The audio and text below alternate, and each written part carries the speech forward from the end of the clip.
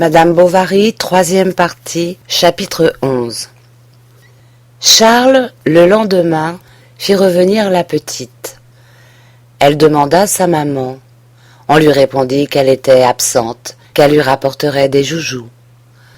Berthe en reparla plusieurs fois, puis, à la longue, elle n'y pensa plus. La gaieté de cet enfant navrait Bovary, et il avait à subir les intolérables consolations du pharmacien. Les affaires d'argent bientôt recommencèrent. Monsieur Lheureux excitant de nouveau son ami Vinçart, et Charles s'engagea pour des sommes exorbitantes, car jamais il ne voulut consentir à laisser vendre le moindre des meubles lui ayant appartenu. Sa mère en fut exaspérée. Il s'indigna plus fort qu'elle. Il avait changé, tout à fait. Elle abandonna la maison. Alors chacun se mit à profiter. Mademoiselle l'Empereur réclama 6 mois de leçons, bien qu'Emma n'en eût jamais pris une seule, malgré cette facture acquittée qu'elle avait fait voir à Bovary. C'était une convention entre elles deux. Le loueur de livres réclama 3 ans d'abonnement. La mère Rollet réclama le port d'une 20aine de lettres, et comme Charles demandait des explications, elle eut la délicatesse de répondre « Ah, je n'en sais rien, c'était pour ses affaires. » À chaque dette qu'il payait, Charles croyait en avoir fini. Il en survenait d'autres, continuellement. Il exigea l'arriéré d'anciennes visites. On lui montra les lettres que sa femme avait envoyées. Alors il fallut faire des excuses. Félicité portait maintenant les robes de madame. Non pas toutes, car il en avait gardé quelques-unes, et il les allait voir dans son cabinet de toilette, où il s'enfermait. Elle était à peu près de sa taille. Souvent, Charles, en l'apercevant par derrière, était saisi d'une illusion, et s'écriait « Oh, reste, reste !» Mais, à la Pentecôte, elle décampa d'Yonville, enlevée par Théodore, et en volant tout ce qui restait de la garde-robe. Ce fut vers cette époque que madame veuve Dupuis eut l'honneur de lui faire part du mariage de monsieur Léon Dupuis, son fils, notaire à Yvetot, avec mademoiselle Léocadie Leboeuf de Bondeville. Charles, parmi les félicitations qu'il lui adressa, écrivit cette phrase « Comme ma pauvre femme aurait été heureuse !» Un jour qu'errant sans but dans la maison, il était monté jusqu'au grenier. Il sentit sous sa pantoufle une boulette de papier fin. Il l'ouvrit et il lut « Du courage, Emma, du courage. Je ne veux pas faire le malheur de votre existence. » C'était la lettre de Rodolphe, tombée à terre entre des caisses, qui était restée là, et que le vent de la lucarne venait de pousser vers la porte. Et Charles demeura tout immobile et béant à cette même place où jadis, encore plus pâle que lui, Emma désespérée avait voulu mourir. Enfin il découvrit un petit R au bas de la seconde page. Qu'était-ce? Il se rappela les assiduités de Rodolphe, sa disparition soudaine et l'air contraint qu'il avait eu en la rencontrant depuis 2 ou 3 fois. Mais le ton respectueux de la lettre l'illusionna. Ils se sont peut-être aimés platoniquement, se dit-il. D'ailleurs, Charles n'était pas de ceux qui descendent au fond des choses. Il recula devant l'épreuve, et sa jalousie incertaine se perdit dans l'immensité de son chagrin. On avait dû, pensait-il, l'adorer. Tous les hommes, à coup sûr, l'avaient convoitée. Elle lui en parut plus belle, et il en conçut un désir permanent, furieux, qui enflammait son désespoir, et qui n'avait pas de limite, parce qu'il était maintenant irréalisable.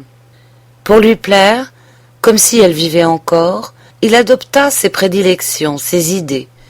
Il acheta des bottes vernies, il prit l'usage des cravates blanches, il mettait du cosmétique à ses moustaches, il souscrivit comme elle des billets à ordre. Elle le corrompait par-delà le tombeau. Il fut obligé de vendre l'argenterie pièce à pièce. Ensuite, il vendit les meubles du salon. Tous les appartements se dégarnirent. Mais la chambre, sa chambre à elle, était restée comme autrefois. Après son dîner, Charles montait là. Il poussait devant le feu la table ronde et il approchait son fauteuil. Il s'asseyait en face. Une chandelle brûlait dans un des flambeaux dorés. Berthe, près de lui, enluminait des estampes. Il souffrait, le pauvre homme, à la voir si mal vêtue, avec ses brodequins sans lacets et l'emmanchure de ses blouses déchirées jusqu'aux hanches, car la femme de ménage n'en prenait guère de souci. Mais elle était si douce, si gentille, et sa petite tête se penchait si gracieusement en laissant retomber sur ses joues roses sa bonne chevelure blonde qu'une délectation infinie l'envahissait. Plaisir tout mêlé d'amertume, comme ces vins mal faits qui sentent la résine. Il raccommodait ses joujoux, lui fabriquait des pantins avec du carton, ou recousait le ventre déchiré de ses poupées. Puis, s'il rencontrait des yeux la boîte à ouvrage, un ruban qui traînait ou même une épingle restée dans une fente de la table, il se prenait à rêver, et il avait l'air si triste qu'elle devenait triste comme lui. Personne à présent ne venait les voir, car Justin s'était enfui à Rouen, où il est devenu garçon d'épicier. Et les enfants de l'apothicaire fréquentaient de moins en moins la petite, Monsieur Homais ne se souciant pas, vu la différence de leurs conditions sociales, que l'intimité se prolongeât. L'aveugle, qui n'avait pu guérir avec sa pommade, était retourné dans la côte du Bois-Guillaume, où il narrait aux voyageurs la vaine tentative du pharmacien, à tel point que Homais, lorsqu'il allait à la ville, se dissimulait derrière les rideaux de l'hirondelle afin d'éviter sa rencontre. Il l'exécrait. Et dans l'intérêt de sa propre réputation, voulant s'en débarrasser à toute force, il dressa contre lui une batterie cachée qui décelait la profondeur de son intelligence et la scélératesse de sa vanité. Durant 6 mois consécutifs, on put donc lire dans le Fanal de Rouen des entrefilets ainsi conçus. Toutes les personnes qui se dirigent vers les fertiles contrées de la Picardie auront remarqué sans doute dans la côte du Bois-Guillaume un misérable atteint d'une horrible plaie faciale. Il vous importune, vous persécute et prélève un véritable impôt sur les voyageurs. Sommes-nous encore à ces temps monstrueux du Moyen-Âge où il était permis aux vagabonds d'étaler par nos places publiques la lèpre et les scrofules qu'ils avaient rapportés de la croisade? Ou bien, malgré les lois contre le vagabondage, les abords de nos grandes villes continuent à être infestés par des bandes de pauvres. On en voit qui circulent isolément et qui peut-être ne sont pas les moins dangereux. À quoi songent nos édiles? Puis Homais inventait des anecdotes.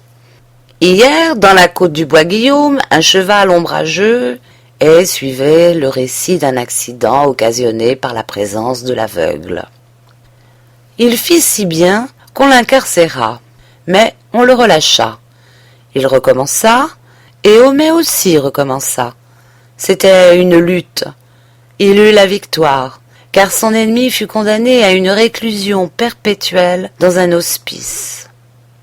Ce succès l'enhardit, et dès lors il n'y eut plus dans l'arrondissement un chien écrasé, une grange incendiée, une femme battue, dont aussitôt il ne fit part au public, toujours guidé par l'amour du progrès et la haine des prêtres. Il établissait des comparaisons entre les écoles primaires et les frères ignorantins, au détriment de ces derniers, rappelait la Saint-Barthélemy à propos d'une allocation de 100 francs faite à l'église, et dénonçait des abus, lançait des boutades. C'était son mot. Homais sapait. Il devenait dangereux. Cependant, il étouffait dans les limites étroites du journalisme, et bientôt il lui fallut le livre, l'ouvrage. Alors il composa une statistique générale du canton d'Yonville, suivie d'observations climatologiques, et la statistique le poussa vers la philosophie. Il se préoccupa des grandes questions, Problème social, moralisation des classes pauvres, pisciculture, caoutchouc, chemin de fer, etc. Il en vint à rougir d'être un bourgeois. Il affectait le genre artiste, il fumait, et s'acheta 2 statuettes chic Pompadour pour décorer son salon. Il n'abandonnait point la pharmacie, au contraire, il se tenait au courant des découvertes, il suivait le grand mouvement des chocolats. C'est le premier qui ait fait venir dans la Seine inférieure du Choca et de la Revalentia. Il s'est pris d'enthousiasme pour les chaînes hydroélectriques pulvermachères, il en portait une lui-même. Et le soir, quand il retirait son gilet de flanelle, Madame Homais restait tout éblouie devant la spirale d'or sous laquelle il disparaissait, et sentait redoubler ses ardeurs pour cet homme plus garrotté qu'un Scythe et splendide comme un mage. Il eut de belles idées à propos du tombeau d'Emma. Il proposa d'abord un tronçon de colonne avec une draperie, ensuite une pyramide, puis un temple de Vesta, une manière de rotonde, ou bien un amas de ruines. Et dans tous les plans, Homais ne démordait point du saule pleureur qu'il considérait comme le symbole obligé de la tristesse. Charles et lui firent ensemble un voyage à Rouen pour voir des tombeaux chez un entrepreneur de sépulture, accompagné d'un artiste peintre nommé Vaufrylard, ami de Bridoux, et qui tout le temps débita des calembours. Enfin, après avoir examiné une centaine de dessins, s'être commandé un devis et avoir fait un second voyage à Rouen, Charles se décida pour un mausolée qui devait porter sur ses 2 faces principales un génie tenant une torche éteinte. Quant à l'inscription, Homais ne trouvait rien de beau comme « Stat Viator » et il en restait là. Il se creusait l'imagination, il répétait continuellement « Stat Viator ». Enfin, il découvrit Amabilem conjugem calcas, qui fut adopté. Une chose étrange, c'est que Bovary, tout en pensant à Emma continuellement, l'oubliait, et il se désespérait à sentir cette image lui échapper de la mémoire au milieu des efforts qu'il faisait pour la retenir. Chaque nuit, pourtant, il la rêvait. C'était toujours le même rêve. Il s'approchait d'elle, mais quand il venait à l'étreindre, elle tombait en pourriture dans ses bras. On le vit pendant 1 semaine entrer le soir à l'église. Monsieur Bournisien lui fit même 2 ou 3 visites, puis l'abandonna. D'ailleurs, le bonhomme tournait à l'intolérance, au fanatisme, disait Homais. Il fulminait contre l'esprit du siècle, et ne manquait pas tous les 15 jours au sermon de raconter l'agonie de Voltaire, lequel mourut en dévorant ses excréments, comme chacun sait. Malgré l'épargne où vivait Bovary, il était loin de pouvoir amortir ses anciennes dettes. L'heureux refusa de renouveler aucun billet. La saisie devint imminente. Alors il eut recours à sa mère, qui consentit à lui laisser prendre une hypothèque sur ses biens, mais en lui envoyant force récriminations contre Emma. Et elle demandait en retour de son sacrifice un châle échappé aux ravages de Félicité. Charles le lui refusa. Ils se brouillèrent. Elle fit les premières ouvertures de raccommodement en lui proposant de prendre chez elle la petite qui la soulagerait dans sa maison. Charles y consentit, mais au moment du départ, tout courage l'abandonna. Alors ce fut une rupture définitive, complète. À mesure que ses affections disparaissaient, il se resserrait plus étroitement à l'amour de son enfant. Elle l'inquiétait cependant, car elle toussait quelquefois et avait des plaques rouges aux pommettes. En face de lui s'étalait, florissante et hilare, la famille du pharmacien que tout au monde contribuait à satisfaire. Napoléon l'aidait au laboratoire, Athalie lui brodait un bonnet grec, Irma découpait des rondelles de papier pour couvrir les confitures, et Franklin récitait tout d'une haleine la table de Pythagore. Il était le plus heureux des pères, le plus fortuné des hommes. Erreur! Une ambition sourde le rongeait. Homais désirait la croix. Les titres ne lui manquaient point. Premièrement, s'être lors du choléra signalé par un dévouement sans bornes. Deuxièmement, avoir publié, et à mes frais, différents ouvrages d'utilité publique tels que, et il rappelait son mémoire intitulé « Du cidre, de sa fabrication et de ses effets », plus des observations sur le puceron lanigueur envoyé à l'Académie, son volume de statistiques et jusqu'à sa thèse de pharmacien. Sans compter que je suis membre de plusieurs sociétés savantes, il l'était d'une seule. Enfin, s'écria-t-il en faisant une pirouette, quand ce ne serait que de me signaler aux incendies. Alors Homais inclina vers le pouvoir et rendit secrètement à monsieur le préfet de grands services dans les élections. Il se vendit enfin, il se prostitua. Il adressa même au souverain une pétition où il le suppliait de lui faire justice. Il appelait notre bon roi et le comparait à Henri IV. Et chaque matin, l'apothicaire se précipitait sur le journal pour y découvrir sa nomination. Elle ne venait pas. Enfin, n'y tenant plus, il fit dessiner dans son jardin un gazon figurant l'étoile de l'honneur, avec 2 petits tordillons d'herbe qui partaient du sommet pour imiter le ruban. Il se promenait autour, les bras croisés, en méditant sur l'ineptie du gouvernement et l'ingratitude des hommes.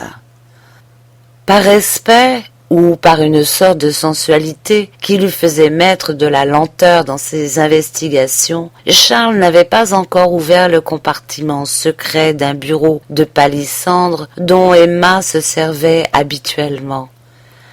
Un jour enfin, il s'assit devant, tourna la clé et poussa le ressort. Toutes les lettres de Léon s'y trouvaient. Plus de doute cette fois. Il dévora jusqu'à la dernière, fouilla dans tous les coins, tous les meubles, tous les tiroirs, derrière les murs, sanglotant, hurlant, éperdu, fou. Il découvrit une boîte, la défonça d'un coup de pied. Le portrait de Rodolphe lui sauta en plein visage, au milieu des billets doux bouleversés. On s'étonna de son découragement. Il ne sortait plus, ne recevait personne, refusait même d'aller voir ses malades. Alors on prétendit qu'il s'enfermait pour boire. Quelquefois, pourtant, un curieux se haussait par-dessus la haie du jardin et apercevait avec ébahissement cet homme à barbe longue, couvert d'habits sordides, farouche, et qui pleurait tout haut, en marchant.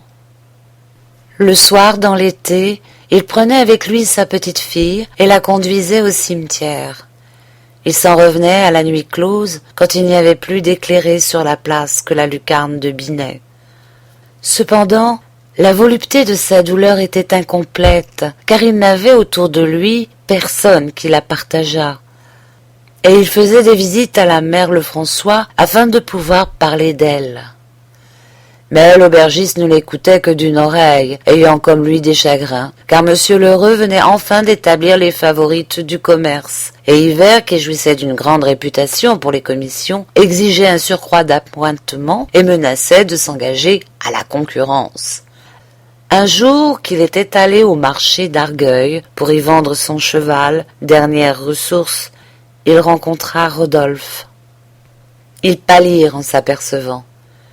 Rodolphe, qui avait seulement envoyé sa carte, balbutia d'abord quelques excuses, puis s'enhardit, et même poussa l'aplomb, il faisait très chaud, on était au mois d'août, jusqu'à l'inviter à prendre une bouteille de bière au cabaret.